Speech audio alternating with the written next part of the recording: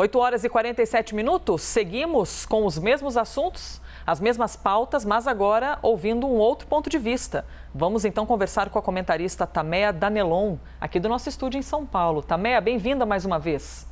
Bom dia, Elisa. Muito obrigada. Bom dia. Vamos em frente, então. O governo cancelou de última hora o evento que anunciaria um novo programa social de transferência de renda, o Auxílio Brasil. O benefício pagaria R$ 400 por mês a 17 milhões de brasileiros, isso a partir do mês de novembro. O presidente da Câmara e também lideranças do governo se reuniram às pressas, tudo mudou de repente e tomaram uma decisão. Os principais motivos foram a resistência da equipe do Ministério da Economia e os problemas de esfera política. Parte do dinheiro que bancaria o novo programa tinha de vir de algum lugar e viria da reforma do imposto de renda. E o presidente da Câmara se mostrou incomodado com o Senado pela demora em votar esse projeto. Vamos então ouvi-lo. O mercado não está precificando a falta de votação do Senado. Você não é obrigado a aprovar uma matéria, mas sabendo da importância desse tema, tanto da justiça tributária, de quem ganha muito não pagar nada no Brasil, o Senado não quer se debater sobre esse tema. A gente se estranha quando há a notícia de que o relator do Senado disse que a Câmara votou uma proposta eleitoreira. Eu acho que ele se confundiu. Nós votamos uma proposta muito difícil, que contrariou muitos interesses no Brasil, que tem um conceito certo de diminuir impostos para as empresas que geram empregos e taxar realmente quem ganha na faixa de 320 bilhões de reais sem pagar R$1 no Brasil, não se fazendo justiça social. Cancelamento, então, em cima da hora do anúncio deste novo programa social do governo. Vamos então ouvir as suas opiniões, Tameia.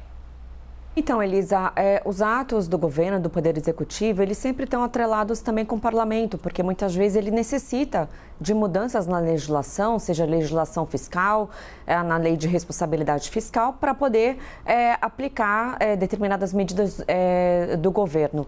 Então, esse aumento do Bolsa Família, que passaria a se chamar Auxílio Brasil, de aproximadamente R$100, que iria de R$300 para R$400, primeiramente tem um ponto da necessidade desse programa, um programa assistencial muito importante, porque infelizmente temos muitos miseráveis ainda no país.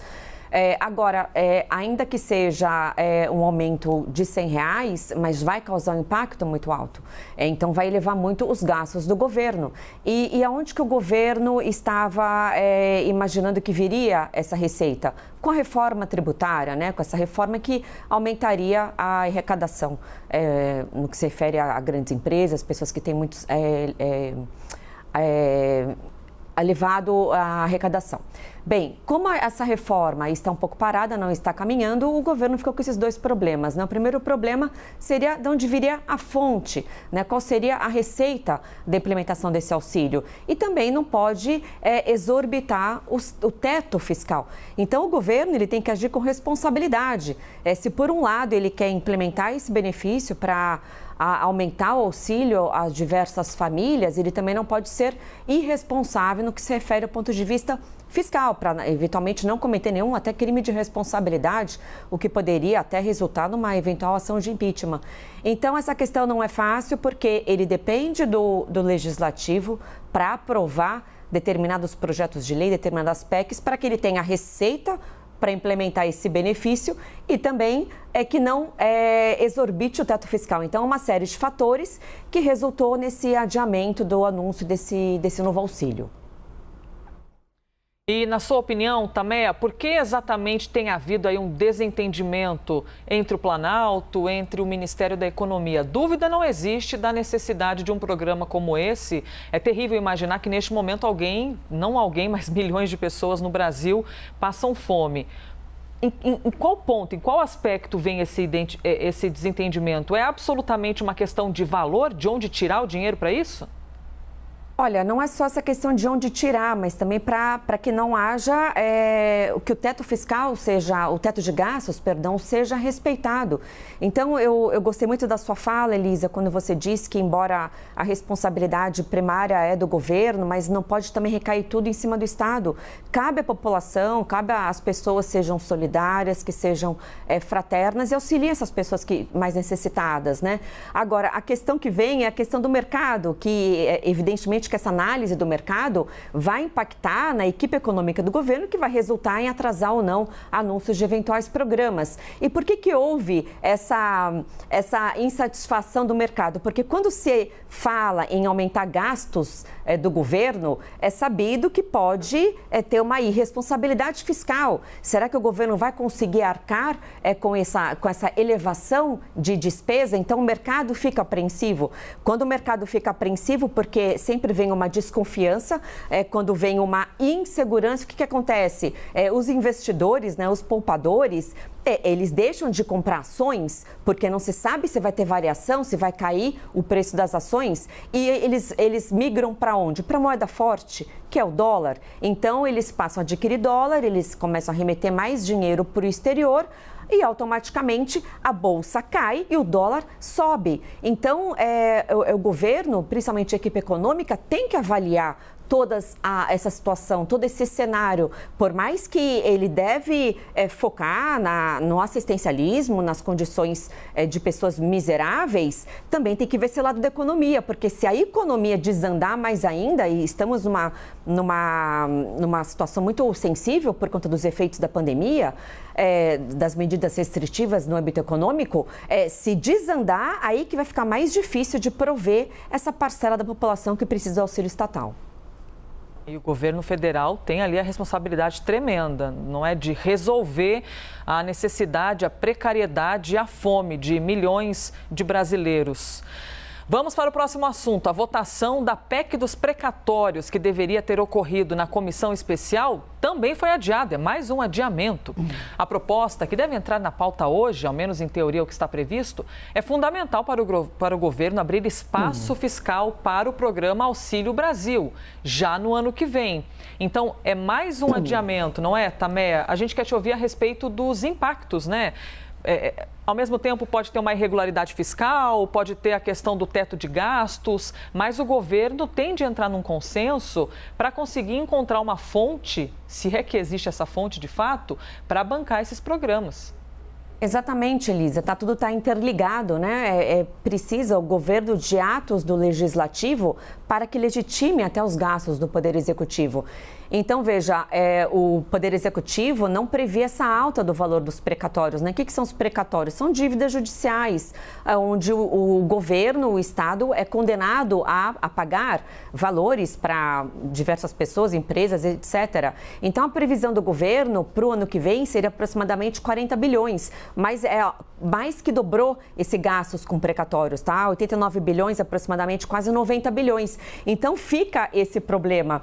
É claro que o governo tem que honrar, tem que cumprir as decisões judiciais. Agora, se ele vier a pagar na totalidade esses valores, de fato não vai ter o espaço para aumentar o Auxílio Brasil. Então vai ficar essa disparidade. O que o governo vai optar em pagar? Aumentar o Auxílio Brasil ou honrar as obrigações judiciais. Então, por isso que ele precisa do auxílio do Poder Legislativo e principalmente no que se refere a essa PEC dos precatórios. Então, qual que é a intenção do governo? A intenção do governo é prorrogar o prazo de pagamento, não que ele não queira cumprir essas determinações judiciais, mas prorrogar, podendo ter um parcelamento em torno de 10 anos, para manter a saúde fiscal, porque se ele decide pagar tudo, não vai ter esse espaço para aumentar esses benefícios.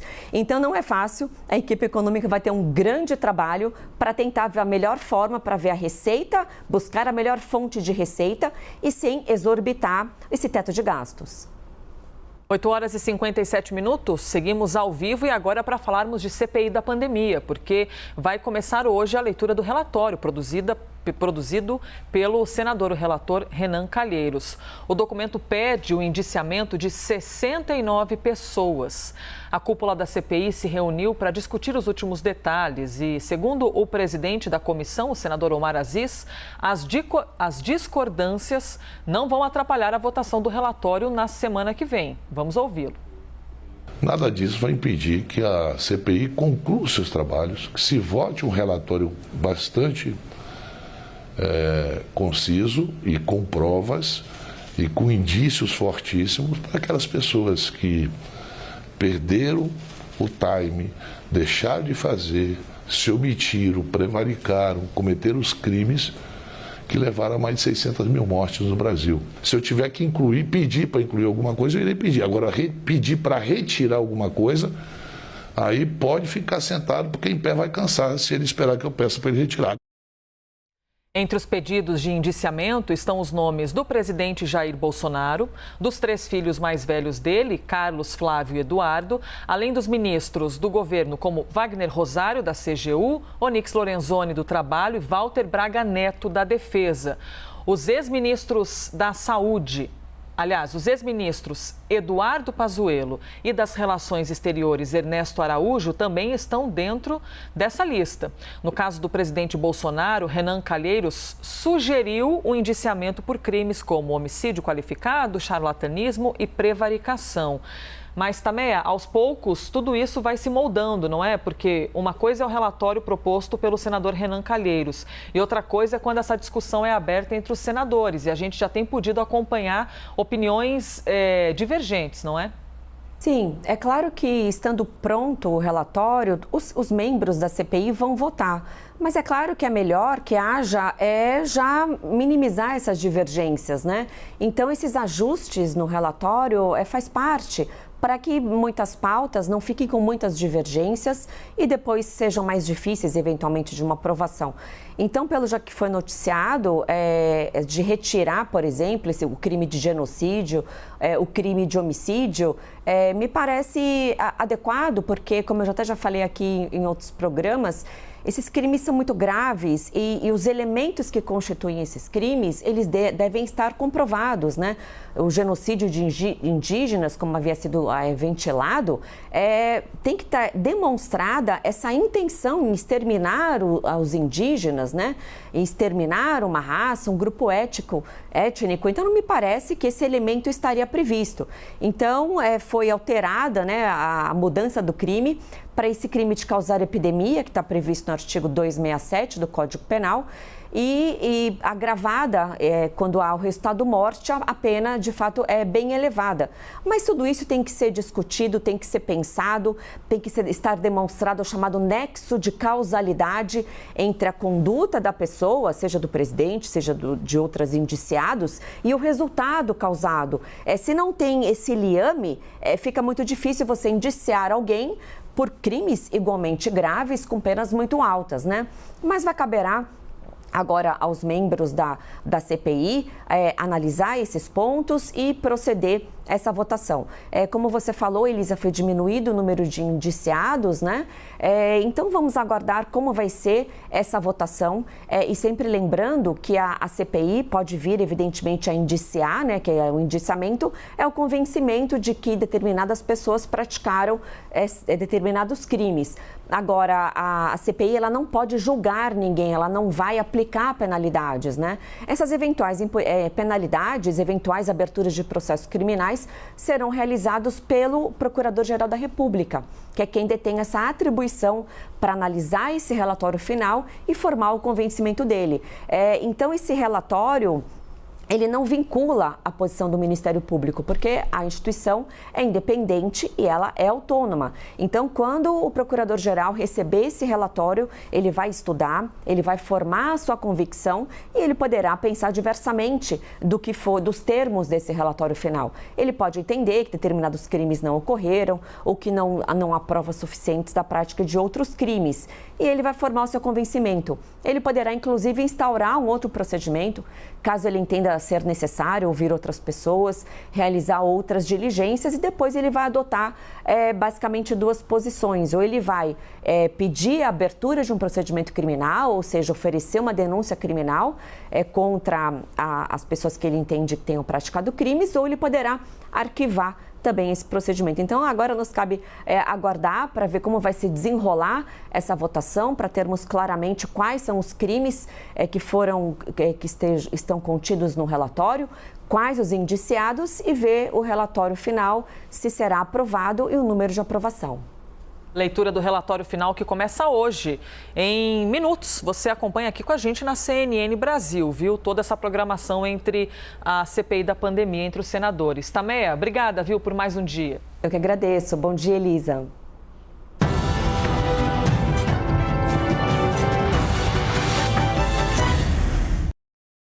As opiniões emitidas pelos comentaristas do quadro não refletem necessariamente a posição da CNN.